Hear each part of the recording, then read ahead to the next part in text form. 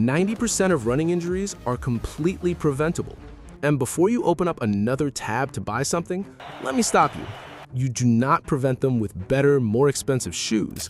You do not prevent them with a fancy new stretching routine. And you definitely don't prevent them by wearing a compressive knee sleeve and hoping the pain goes away. You prevent 90% of injuries with one single exercise. It takes exactly 3 minutes. You have probably never done it in your life. And I have to be completely honest with you, it is incredibly boring. I'm not gonna lie to you and pretend this is some exciting, flashy workout.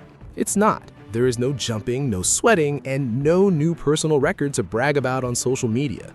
It is slow, it is repetitive, and because of that, most runners skip it completely, which is exactly why most runners spend half their year sidelined with injuries. In this video, we're going to look at the ugly truth about why your body keeps breaking down, and I'm going to show you the 3-minute, incredibly boring exercise that will build a bulletproof lower body. Let's get into it. Here is the fundamental problem that nobody talks about in the running community. You run a lot, and you think that all this running is making your legs stronger. But here is the biological truth.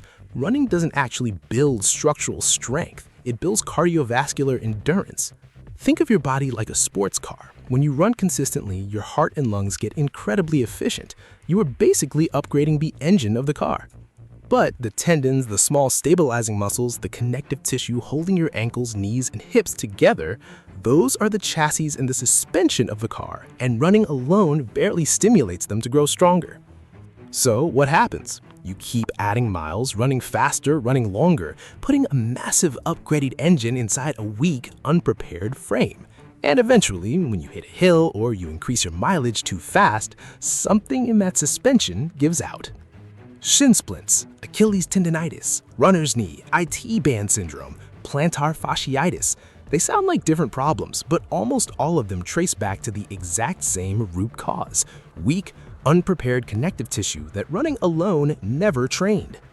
The fix is not more running. The fix isn't stopping running entirely either. The fix is one specific, highly targeted strength exercise done consistently that reinforces exactly the tissue running neglects. The exercise is the single leg calf raise. That's it. That's the whole secret. Not a fancy machine, not a gym membership, not a complicated plyometric routine that takes 30 minutes of your day. Just your own body weight standing on one leg for 3 minutes. Now, why does this specific exercise matter so much more than people realize? Why not squats or lunges? Because of ground reaction force. Every single time your foot hits the ground while running, your calf and Achilles tendon act like a massive spring. They absorb a force of up to 3 times your body weight, step after step, mile after mile. The Achilles tendon is the thickest, strongest tendon in the human body, but if it is not specifically conditioned to handle that repeated, violent loading, the collagen fibers slowly break down and fray over time. That is exactly how Achilles pain and shin splints quietly develop in the background, usually rearing their ugly heads right around the point where you decide to train for a half marathon or increase your weekly mileage. Single leg calf raises isolate that exact tissue. They put it under controlled load in the exact motion pattern it needs to handle when you run, but you have to do it right. Here is exactly how to execute it, because the magic is in the pacing.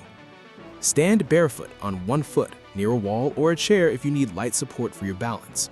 Slowly rise up onto your toes, pushing as high as you can possibly go using only that one leg. Pause at the very top for one full, honest second. Squeeze the muscle. Then lower back down slowly, and I mean painfully slowly. It should take you 3 full seconds to fully descend back to the floor. Listen to me very carefully. That slow lowering part, what biomechanists call the eccentric phase, is actually the most important part of the entire exercise. That controlled descent is where almost all the tendon strengthening and collagen rebuilding benefit actually happens. If you just bounce up and down rapidly like a pogo stick, you are completely wasting your time. Slow, controlled, deliberate. Do that for 10 to 15 slow reps on your left leg. Switch. Do 10 to 15 slow reps on your right leg. That is one set. You're going to do 2 to 3 sets, resting about 30 seconds between them. Total time investment? About 3 minutes. And because it only takes 3 minutes, you have absolutely zero excuses not to do it. You can do it while brushing your teeth in the morning. You can do it while waiting for your coffee to brew. Also, notice that I specified single leg calf raises. Do not do these on both feet at the same time. Running is a one-legged sport. You are never on both feet simultaneously. Unilateral exercises like this expose and fix the hidden strength imbalances between your left and right side. Imbalances that 99% of runners have without even knowing it, and that quietly contribute to why you always seem to get injured on the exact same side of your body. If this feels too easy after a couple of weeks, there is one simple progression. Hold something with a bit of weight in your hand on the same side as the working leg. A heavy water bottle, a dumbbell, a backpack, anything with a little resistance. You don't need to get complicated. You just need to keep demanding that the tendon adapt and get stronger. Here is the honest truth about this exercise. It will not go viral. Nobody posts their single leg calf raises on their Instagram story with hype music. It will not magically make you run a faster 5K next week. But if you do this 3 times a week for 2 months, it becomes the single biggest injury prevention tool available to any runner, and almost nobody actually does it consistently. Most runners look for the exciting fix, the shiny new shoe, the expensive massage gun, the secret stretching routine. And meanwhile, the boring exercise, sitting quietly in the corner, the one that actually works, gets ignored every single time.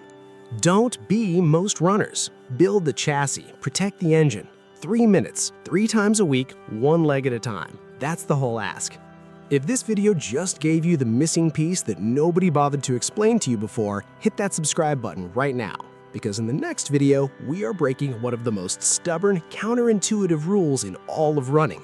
We are going to talk about the physiological secret that proves you actually need to run significantly slower in order to get faster.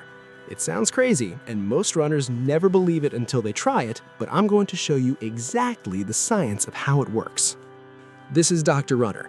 Boring wins. I'll see you in the next one. Not worry about your pace, do not worry about your distance. Focus entirely on form. Slightly shorter steps, slightly quicker cadence, foot landing silently underneath your body, not violently out in front of it.